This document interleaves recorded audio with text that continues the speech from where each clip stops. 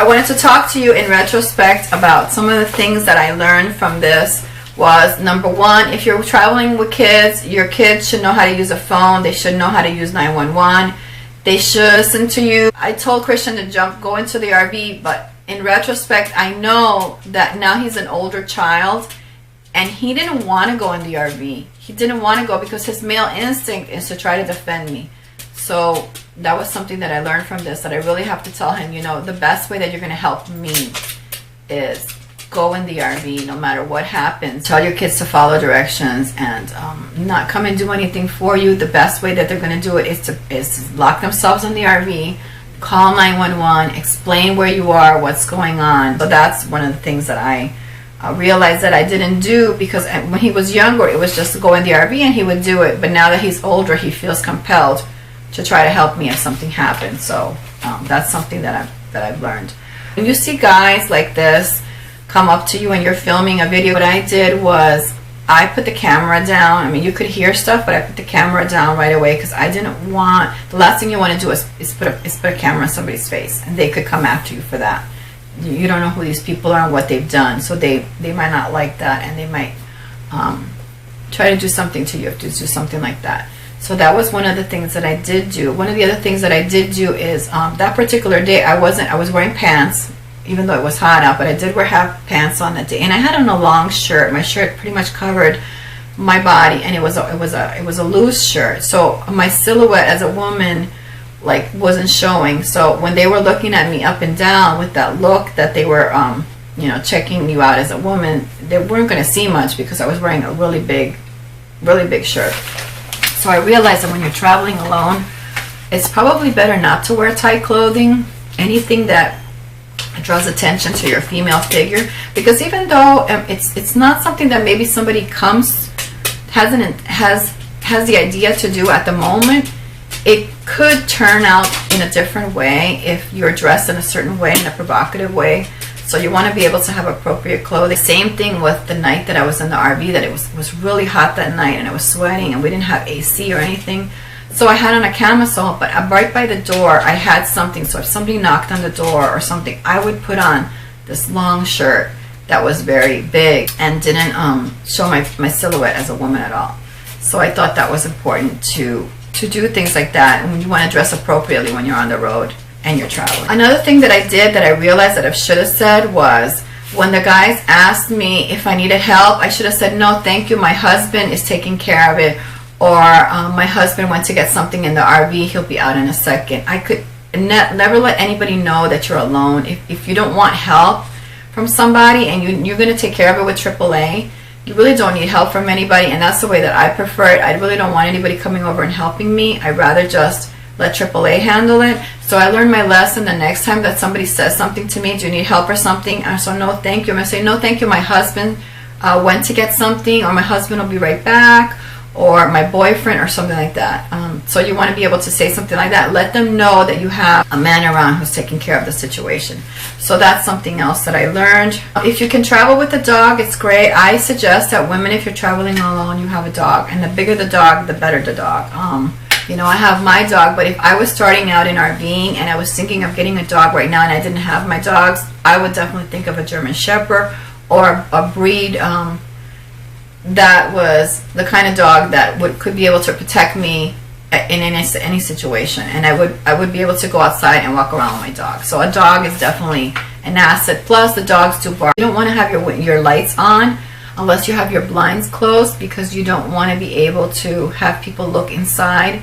So I would just leave the lights off. You know, go to a room or something, a bunk or something that is not, that's, you know, that you could be in, that you don't have to be near a window or anything like that, where anybody can like shoot at you or anything like that. Keep a flashlight or a spotlight. I really regretted that I didn't bring my intense spotlight that I use on my property to look way out, and I didn't bring that with me on the road. And that would have been great, because if somebody comes to the RV, sometimes your patio light is too light and you can't really see, or if they're walking over, I would have been able to deter them or something, maybe with a spotlight, and see what it is that they want, or see if they were bringing a gun or something. So having an intense light that really you can beam it out through your window and see if somebody's coming with a weapon or something. I mean, you know, that would be a great thing. Whenever you're traveling, it's always great to know where you're going to be. So give somebody an idea, or send them an email or a text. Let somebody know where you're going to be, the area you are going to be. That was another thing that I didn't do that was right, is let somebody know exactly where I was going to be. Okay, good roadside assistant. I don't need to tell you that in a moment like that, to have good roadside assistant is very important. And the bigger, it seems that the bigger the RV is, or if you do have a trailer, it's much more difficult to get somebody to come out, because not everybody has the jacks to lift you up and to change a tire. So be prepared to wait a long time if you have an RV. That's a big RV. Be prepared to wait. Anything over 15 feet, you're going to wait a long time. Especially in the evening, you're going to wait a long time for something like that. So just be prepared for something like that. Okay, service your RV and check your tires. This was something that I did when we left. We checked it. We ran into some problems. In one particular situation, I did hit a curb. Check your tires and make sure that the air is good on them and they're not overly inflated, because that can cause a problem as well. On that particular day, I was showing Christian how to inflate the tires, and some of the tires I thought he knew. I showed him, but he could have overinflated them by a little bit, and it was a particularly hot day, so that could have been another reason why we had so many tire problems on that side of the RV. It's good to be in a spot by late afternoon. You shouldn't be traveling if you're a woman. By the time that late afternoon comes, you should be at your destination. You shouldn't be like me. I don't usually drive at night. I don't like it. And this particular day, I was rushed to get to Miami on a certain day for Easter, so I really wanted to get there sooner, and I went against everything that I knew that I should be doing. And this taught me a lesson that, you know, if I have to miss a holiday or something with somebody, then it's better to do that than risk myself out on the road. So I don't usually drive at night. In this particular instance, I had to drive at night because of the situation we were under. But I like to know where I'm going to be by late afternoon. By 3 o'clock, 4 o'clock, I should be headed there or pretty much close to there, because if anything happens during the day, I have a much better chance. I thought I was always prepared, and obviously, you know, things happen. You start to get comfortable with traveling and stuff like that, and you think it's never going to happen to you, or if it's going to happen, you just figure you're going to call. But if you're in a bad situation in an area like I was, where there's gang members and places like that it could happen to you, because a lot of times you're just passing by certain areas and you're not sure. GPS is taking you through certain areas and you're not sure. I mean, it could happen to you at any time, so you have to be secure. One of the things I want to talk about was having a gun on the road. This situation that I'm under really taught me to have a gun in my RV. I know when Mike was here, he told me all the time to have a gun, and we actually went to a gun store to buy a gun, but the day we got there, the guns that I felt comfortable with, they had samples there. They didn't have any in stock, and he told us to come back, and then Mike had to leave like a week later. He had to leave to go be with his grandfather, so I kind of put it off, and I kept telling him, no, when I come back from Miami, I'm going to go ahead and get myself a gun so that I can bring on the road something that's, you know, small and portable. And I'm going to take the classes and get my license and all this stuff. Well, it turns out that now after this situation, I realize the importance of having something like that. And it's not that I want to be able to use it. I never want to find myself in a situation where I have to use it or make the decision to use it. But I know that in a moment like I was, like that, I felt like a sitting duck. Like there was nothing I can do for myself. There was nothing I can do for my son. And I think the worst thing that can happen to me is if somebody actually did something to my son in front of me. So if I have to consider one or the other option, I'm going to say that I really think that a gun is important to have on the road. And you should train yourself to use it. You should take the effective classes for it if you're going to be traveling or full-timing. I think it's important for you to have something like that to protect yourself, because once somebody does break into your RV, it's okay for you to shoot them. You know, there's a certain distance that you can get to if somebody's doing something to you. So you never know if the sheriff is going to be able to come out in time or make it in time. You know, you do have to protect yourself. So I think that's the best way.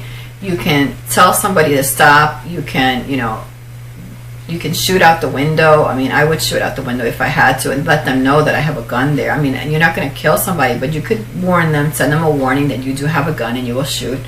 You know, once they see that you are armed and you are prepared, they're really not, I don't think they're going to bother you, because if you called 911 and you've got 911 coming and you're in the middle of the situation, I don't think that they're going to do anything. So you want to be prepared for anything. So I think it's the best way to go, especially nowadays when there's so many things going on out there in this world. You really want to be prepared with a gun. That's one of the things that I'm working on right now, is getting licensed and having a gun with me when I travel. And also to teach your children to do that. I've been at the gun store and he told me that I could take the classes with my son, because my son is 14 now and he should know how to use it, and because he's traveling with me. So it is important that he knows how to make the proper decisions in case that we do have a situation where he has to make the decision of defending me or not. So, so if whoever you're traveling with should also be taking these classes with you. If you're a married couple and your husband is the one that's licensed for the gun, you should also be taking the classes, because the situation is a lot of times you're going to be in the RV and he could be outside taking care of the situation and the problem, and unless you are registered to carry your gun on you, you're going to not have your gun on you. Somebody from inside the RV might have to come out and actually defend you.